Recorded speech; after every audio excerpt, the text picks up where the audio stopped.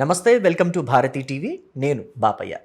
కోర్టులు మొట్టికాయలు వేసినా నేను మారను, డిఎస్సి రద్దు చేయాలి, ఉద్యోగులు రోడ్డున పడాలి అని చెప్పి ఈ వీడియోకి నేను ఒక టైటిల్ పెట్టాను. అంటే ఆంధ్రప్రదేశ్ మాజీ ముఖ్యమంత్రి వైఎస్ఆర్ కాంగ్రెస్ పార్టీ అధినేత వైఎస్ జగన్మోహన్ రెడ్డి స్వయంగా తన నోటితో తానే అంటున్నట్టుగా నేను ఈ టైటిల్ పెట్టాను. కానీ నిజానికి ఆయన ఆ మాట అనలేదు. అనకపోయినప్పటికీ నేనెందుకు పెట్టానంటే ఈ టైటిల్, ఆయన ప్రవర్తన, ఆయన తీసుకుంటున్న నిర్ణయాలు అలాగే ఉన్నాయి. ఉద్యోగులంతా రోడ్డున పడాలి, నా హయాంలో నేను డిఎస్సి రిలీజ్ చేయలేకపోయాను, ఉద్యోగాలు ఇవ్వలేకపోయాను, ప్రభుత్వ టీచర్ ఉద్యోగాలు ఇవ్వలేకపోయాను. కాబట్టి ఇప్పుడు కూటమి సర్కారు మెగా డిఎస్సి నిర్వహించి 16,000 మందికి ఉద్యోగాలు ఇచ్చింది. ఆ గొప్పతనం అంతా కూడా కూటమి సర్కారుకి దక్కుతోంది. కాబట్టి నాకు అది నచ్చలేదు, అందుకే ఆ డిఎస్సిని రద్దు చేయాలి, అలాగే ఆ ఉద్యోగులందరి ఉద్యోగాలు కూడా తీసేయాలి, వాళ్ళు రోడ్డున పడాలి అని చెప్పేసి అన్నట్టుగా జగన్మోహన్ రెడ్డి ఆలోచిస్తున్నారు. ఒకవేళ నేను చెప్పిన మాటలు తప్పైతే మరి జగన్మోహన్ రెడ్డి కోర్టులో కేసు ఎందుకు వేశారు? నేను చెప్పిన మాట తప్పని చెప్పి వైసీపీ వాళ్ళు అనొచ్చు. జగన్మోహన్ రెడ్డి అంత క్రూయల్గా ఆలోచిస్తారా? అంత కుతంత్రాలు పన్నుతారా? అన్ని కుట్రలు పన్నుతారా? రాజకీయాల కోసం ఉద్యోగులు రోడ్డున పడాలి అని చెప్పేసి జగన్మోహన్ రెడ్డి ఆలోచిస్తారా? నువ్వేం మాట్లాడుతున్నావు అని చెప్పి వైసీపీ వాళ్ళు నన్ను క్వశ్చన్ చేయొచ్చు. మరి ఒకవేళ అది తప్పైతే, నేను మాట్లాడింది తప్పైతే, నేను చెప్పింది తప్పైతే, జగన్మోహన్ రెడ్డి తన పార్టీ ఎమ్మెల్సీ పర్వతిరెడ్డి చంద్రశేఖర్ రెడ్డి చేత ఆంధ్రప్రదేశ్ హైకోర్టులో కేసు ఎందుకు వేయించారు? మెగా డిఎస్సి నిర్వహించింది రద్దు చేయాలి, అలాగే 16,000 మందికి ఉద్యోగాలు వచ్చాయి కదా, వాళ్ళందరి ఉద్యోగాలు తీసేయాలి అని చెప్పి పర్వతిరెడ్డి చంద్రశేఖర్ రెడ్డి కోర్టులో కేసు వేశారు. అయితే కోర్టు మాత్రం ఆ కేసును కొట్టివేసింది. అంటే అసలు మీకు కేసు వేసే అర్హతే లేదని చెప్పేసి ఆ కేసుని రద్దు చేసేసింది, ఆ పిటిషన్ని రద్దు చేసేసింది. ఎందుకు రద్దు చేసిందో తెలుసా?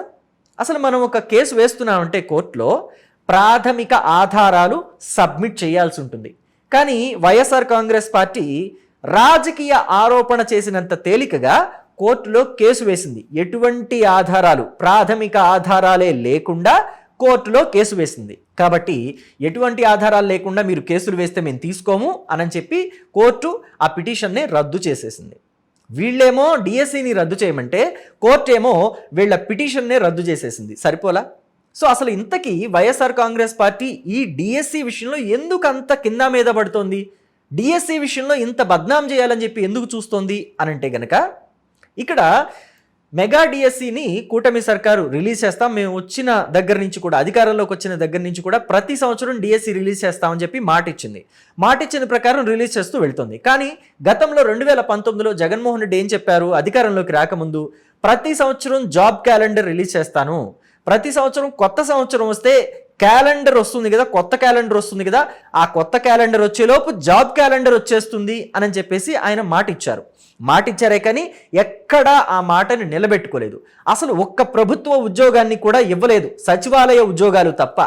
పైగా వాలంటీర్ ఉద్యోగాలు 2 లక్షల ఉద్యోగాలు ఇచ్చారని చెప్పేసి వైసీపీ వాళ్ళంతా చెప్పుకుంటారు. కానీ అవి గవర్నమెంట్ ఉద్యోగాలు కావు, కేవలం అవి ప్రభుత్వానికి వాలంటీర్గా మేము పనిచేస్తాం, ఇది ప్రజాసేవ మాత్రమే అని చెప్పేసి మీరు ఊహించుకొని రావాలి, మీరు భావించి రావాలని చెప్పేసి జగన్మోహన్ రెడ్డే చెప్పారు. ఇప్పుడు వాలంటీర్లంతా జీతం పెంచమని అడిగినప్పుడు ఇది ప్రజాసేవ, ఇది ఉద్యోగం కాదు, మేము ఇచ్చేది జీతం కాదు, గౌరవ భృతి మాత్రమే అని చెప్పేసి జగన్మోహన్ రెడ్డి తన నోటితో తానే చెప్పారు. కాబట్టి వాలంటీర్ ఉద్యోగాలు అనేవి ఉద్యోగాలే కాదు అని చెప్పేసి మనం కన్సిడర్ చేయాలి. అలాగే సచివాలయ ఉద్యోగాలు తప్ప వైసీపీ ప్రభుత్వం ఎప్పుడు కూడా ఏ ఒక్క ఉద్యోగం కూడా ప్రభుత్వ ఉద్యోగానికి నోటిఫికేషన్ ఇచ్చిన దాఖలాలు అయితే లేవు. కాబట్టి ఇప్పుడు కూటమి సర్కార్ అధికారంలోకి వచ్చిన దగ్గర నుంచి కూడా వాళ్ళ మాట నిలబెట్టుకుని ప్రభుత్వ ఉద్యోగాలకి నోటిఫికేషన్లు ఇస్తూ వెళుతుంది. జాబ్ క్యాలెండర్ లాగా వీళ్ళు మెగా డిఎస్సి రిలీజ్ చేస్తూ వెళ్తున్నారు. సో ఆ గొప్పతనం అంతా ప్రభుత్వానికి వస్తుంది. పైగా తెలుగుదేశం పార్టీ అధికారంలోకి వచ్చిన దగ్గర నుంచి, అంటే పార్టీ స్థాపించిన దగ్గర నుంచి 1982లో పార్టీని స్థాపిస్తే 83లో అధికారంలోకి వచ్చింది కదా, 1983 దగ్గర నుంచి ఇప్పటి వరకు చూసుకుంటే 2 లక్షల ఉద్యోగాలు ఇచ్చారు. ప్రభుత్వ ఉద్యోగాలు 2 లక్షల ఉద్యోగాలు, టీచర్ పోస్టులు మాత్రమే, ఇంకా మిగతావి వేరే, గ్రూప్ పోస్టులా లేకపోతే ఇలాంటివి వేరే ఉంటాయా, అలాంటివన్నీ పక్కన పెట్టేస్తే కేవలం టీచర్ పోస్టులు మాత్రమే 2 లక్షలు ఇచ్చారు. మరి అంతటి ఘనత పెంచుకుంటూ పోతోంది టీడీపీ. కూటమి సర్కారు హయాంలో జనసేనకు కూడా ఈ ఘనత దక్కుతోంది. ఇప్పుడు ఈ 16,000 ఉద్యోగాల్లో కూటమిలో జనసేన కూడా ఉంది కాబట్టి వాళ్ళకి కూడా ఈ ఘనత దక్కుతుంది. సో అసలు వీళ్ళకి ఎటువంటి ఘనత లేకపోవటం, వీళ్ళు అసలు ప్రభుత్వ ఉద్యోగాల మీదే దృష్టి పెట్టకపోవటం వల్ల వాళ్ళకి అది చాలా మైనస్గా మారింది. అందుకని కూటమి సర్కారు రిలీజ్ చేసిన ఈ డిఎస్సి మీద, ఆ 16,000 ఉద్యోగాల మీద జగన్మోహన్ రెడ్డి కక్ష పెంచుకున్నారు. అయితే ఇక్కడ కేసు వేశారు కదా వైసీపీ ఎమ్మెల్సీ పర్వతిరెడ్డి చంద్రశేఖర్ రెడ్డి. ఆయన ఎమ్మెల్సీ ఎలా అయ్యారో తెలుసా? టీచర్ ఎమ్మెల్సీ కోటాలో. ఆయన టీచర్ ఎమ్మెల్సీ కోటాలో ఎమ్మెల్సీ పొంది టీచర్లకే వెన్నుపోటు పొడిచే స్థాయికి ఆయన వెళ్ళారు. పైగా ఇంకొకటి ఏంటంటే, పర్వతిరెడ్డి చంద్రశేఖర్ రెడ్డి గురించి మీకు ఒక విషయాన్ని గుర్తు చేయాలి. మొన్న మధ్య 10th క్లాస్ రిజల్ట్స్ వచ్చాయి కదా. 10th క్లాస్ రిజల్ట్స్ వచ్చినప్పుడు నారా లోకేష్ ప్రభుత్వ పాఠశాలల్లో చదువుకొని మంచి మార్కులు తెచ్చుకున్న విద్యార్థుల ఫోటోల్ని ఫ్రంట్ పేజీలో వేయించారు. అసలు ఎక్కడ నారా లోకేష్ ఫోటో వేయించుకోలేదు, ముఖ్యమంత్రి ఫోటో వేయించుకోలేదు, ఉప ముఖ్యమంత్రి పవన్ కళ్యాణ్ ఫోటో వేయించుకోలేదు, జనసేన పార్టీ మంత్రుల ఫోటోలు వేయించుకోలేదు, టీడీపీ పార్టీ మంత్రుల ఫోటోలు వేయించుకోలేదు, బీజేపీలో మంత్రులుగా పనిచేస్తున్న వాళ్ళ ఫోటోలు వేయలేదు, ఎవ్వరి ఫోటోలు వేయలేదు. కేవలం విద్యార్థుల ఫోటోలు మాత్రమే ఫ్రంట్ పేజీలో వేశారు. దానిని పట్టుకొని పర్వతిరెడ్డి చంద్రశేఖర్ రెడ్డి ఇది ఒక పెద్ద గొప్ప, వీళ్ళేమన్నా తోపులా తురుములా అని చెప్పేసి మాట్లాడారు. అంటే చిన్న పిల్లలు, వాళ్ళు ప్రభుత్వ పాఠశాలలో చదువుకున్నారు, నిరుపేదలు వాళ్ళ ఫోటో పేపర్లో వేస్తే ఆయనకి ఎందుకు అంత కడుపు మంట? నిజానికి పర్వతిరెడ్డి చంద్రశేఖర్ రెడ్డికి కూడా విద్యా సంస్థలు ఉన్నాయట. మరి ఆయన విద్యా సంస్థల్లో నిర్వహిస్తున్నారు కదా. విద్యా సంస్థలు నిర్వహిస్తూ ఆయన విద్యా సంస్థల్లో పిల్లలకి విద్యను బోధిస్తూ కూడా ఆయన అంత నీచంగా ప్రభుత్వ పాఠశాలల్లో చదువుకునే పిల్లల గురించి ఎలా మాట్లాడారు అని చెప్పి కూడా ఇక్కడ మనం మాట్లాడుకోవాలి. సరే, ఇదంతా పక్కన పెడితే ఇక్కడ ఈ మెగా డిఎస్సిని రద్దు చేయాలని కోరుతున్నారు కదా. దీని గురించి గతంలో కూడా చాలా యాగీ చేసింది వైఎస్ఆర్ కాంగ్రెస్ పార్టీ. అసలు పేపర్ లీకేజ్ అన్నారు. ఫస్ట్ పేపర్ లీకేజ్ ఎలా జరిగింది, మీ దగ్గర ఆధారాలు ఉంటే ఇవ్వండి, ఎవరు లీక్ చేశారో చెప్పండి, ఎవరి ద్వారా లీక్ అయిందని మీకు ఇన్ఫర్మేషన్ ఉందో చెప్పండి అంటే దాని గురించి ఇన్ఫర్మేషన్ లేదు. ఆ తర్వాత నవీన్ అనే ఒక వ్యక్తిని తీసుకొచ్చి రిజర్వేషన్లలో అక్రమాలు జరిగాయి అని చెప్పేసి మాట్లాడించారు. ఆ వ్యక్తి తీరా చూస్తే ప్రభుత్వ ఉద్యోగి ఇంకొక కాంపిటీషన్ ఎగ్జామ్ రాయాలి అని అంటే, డిఎస్సి లాంటి ఒక కాంపిటీషన్ ఎగ్జామ్కి అటెండ్ అవ్వాలంటే ఎన్ఓసి తీసుకోవాలి. ఎన్ఓసి తీసుకోలేదు. పైగా సర్టిఫికేట్ వెరిఫికేషన్కి రండి అని చెప్పేసి అధికారులు ఆయనకి ఇన్ఫర్మేషన్ పంపిస్తే సర్టిఫికేట్ వెరిఫికేషన్కి కూడా రాలేదు. మరి ఆయనకు ఉద్యోగం ఎలా ఇస్తారు? ఎన్ఓసి తీసుకోలేదు, సర్టిఫికేషన్ వెరిఫికేషన్కి వెళ్ళలేదు, మరి ఎలా ఉద్యోగం ఇస్తారని చెప్పేసి క్వశ్చన్ చేస్తే దానికి ఆన్సర్ లేదు.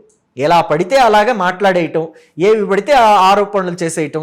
వైసీపీ బట్టకాల్చి మొహాన వేసే పనినే పెట్టుకుంది. కానీ సరైన ఆధారాలతో మనం వెళదాము, ప్రజల ముందు దోషిగా ప్రభుత్వాన్ని నిలబెడదాం. ప్రభుత్వం తప్పు చేస్తే ఖచ్చితంగా దోషిగా నిలబెట్టాల్సిందే.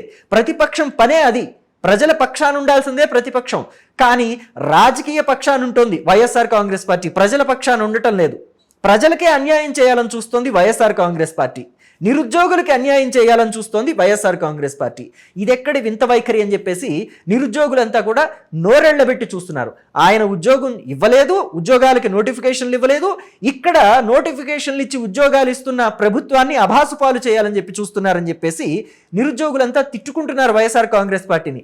అమ్మ పెట్టదు, అడుక్కు తినానివ్వదు అని చెప్పేసి జగన్మోహన్ రెడ్డి వైఖరిని ఎండగడుతున్నారు, తూర్పారబడుతున్నారు. ఇంకొక వైపు చూస్తే అసలు ఈ రిజర్వేషన్ కోటా కావచ్చు లేదా స్పోర్ట్స్ కోటాలో కావచ్చు మొత్తం అన్యాయానికి పాల్పడింది కూటమి సర్కార్ అని చెప్పేసి మాట్లాడింది వైసీపీ. కూటమి సర్కారు బ్రిడ్జ్ గేమ్ని కూడా యాడ్ చేసింది. అంటే స్పోర్ట్స్ కోటా లిస్టులో చివరిలో బ్రిడ్జ్ గేమ్ అని కూడా ఒక దాన్ని పెట్టింది. బ్రిడ్జ్ గేమ్ అంటే పేకాట, ఆన్లైన్లో బ్రిడ్జ్ గేమ్ అంటే పేకాట అనే ఉంటుంది కదా. సో పేకాట ఆడే వాళ్ళకు కూడా ఉద్యోగాలు ఇచ్చారు అని చెప్పేసి వైసీపీ ఆరోపించింది. నిజానికి లిస్ట్లో బ్రిడ్జ్ గేమ్ అని ఉందే కానీ ఎవరికి బ్రిడ్జ్ గేమ్లో ఒక్క ఉద్యోగం కూడా రాలేదు. ఎందుకంటే బ్రిడ్జ్ గేమ్లో మేము ఉత్తీర్ణత సాధించాం, మాకు ఈ పథకాలు వచ్చాయి, మాకు ఈ రిజర్వేషన్ కల్పించండి అని ఎవరు కూడా దాన్ని ఆ స్లాట్ని బుక్ చేసుకోలేదు. సో మరి ఎవరికి ఇచ్చారు, ఎవరికి ఇవ్వలేదు. కానీ అసలు బ్రిడ్జ్ గేమ్ అనేది పేకాట అని చెప్పేసి వైసీపీ వాళ్ళు ఆరోపిస్తున్నారు. ముఖ్యంగా పేర్ని నాని, ఆయన తనయుడు పేర్ని కిట్టు అయితే వ్యంగ్యాస్త్రాలు సంధించి వాళ్లే అభాసుపాలయ్యారు. ఎందుకు అభాసుపాలయ్యారంటే ఇక్కడ మనం ఒలింపిక్స్ గేమ్స్ చూస్తాం కదా, ఆ ఒలింపిక్ గేమ్స్లో కూడా బ్రిడ్జ్ గేమ్ అనేది ఉంది. అంటే ఒలింపిక్స్ వాళ్ళు కూడా లోన బయట పేకాటలు ఏమైనా ఆడిచ్చారా, లేదా 13 ముక్కలాట 9 ముక్కలాట ఏమైనా ఆడిచ్చారా ఒలింపిక్స్లో పేకాట పెట్టి? సో ఇదంతా కూడా వైసీపీ వాళ్ళు వాళ్ళ మీద వాళ్లే జోకులేయించేలాగా ప్రజలకి అవకాశం ఇచ్చారు. ప్రత్యర్థి పార్టీలకి టీడీపీకో జనసేన పార్టీకో అవకాశం ఇచ్చారు. ముందు వాళ్ళు విమర్శలు చేయటం లేదా వెటకారాలు చేయటం చేసి చివరికి వాళ్ళ మీదే కౌంటర్లు వేసేలాగా, వాళ్ళనే రోస్ట్ చేసే విధంగా, వాళ్ళనే ట్రోల్ చేసే విధంగా అవకాశం ఇచ్చారు. మొత్తానికి జగన్మోహన్ రెడ్డి అయితే మరోసారి కోర్టు చేత మొట్టికాయలు తిని, మరోసారి కోర్టు చేత చెంపపెట్టు లాంటి తీర్పులు ఇప్పించుకుని అభాసుపాలయ్యారు. ఇలా చేస్తే వైఎస్ఆర్ కాంగ్రెస్ పార్టీ డౌటే అని చెప్పేసి ఆ పార్టీలోని సీనియర్ నేతలే నిట్టూరుస్తున్నారట. మరి జగన్మోహన్ రెడ్డి భవిష్యత్తులో మారుతారా? మెగా డిఎస్సి రిలీజ్ చేస్తే మరోసారి కూడా ఇలాగే కేసులు వేస్తారా మెగా డిఎస్సిని అడ్డుకోవడానికి? నిజానికైతే ఇప్పుడు కోర్టు ఏదైతే తీర్పు ఇచ్చిందో అది ఉద్యోగులందరికీ కూడా ఒక పెద్ద గుడ్ న్యూస్ లాంటిది. కానీ వైసీపీకి ఒక పెద్ద మొట్టికాయ లాంటిది, ఒక పెద్ద చెంపపెట్టు లాంటిది. అయినా వైసీపీ మారుతుందా మారదా? వైసీపీ మారితే భవిష్యత్తులో ఎలాంటి మంచి నిర్ణయాలు తీసుకుంటుంది అనేది చెప్పలేం. కానీ మరి వైసీపీ మారుతుందని మీరు అనుకుంటున్నా, మారదని మీరు అనుకుంటున్నారా? మీ అభిప్రాయాన్ని కమెంట్ బాక్స్లో తెలియచేయండి. Thank you.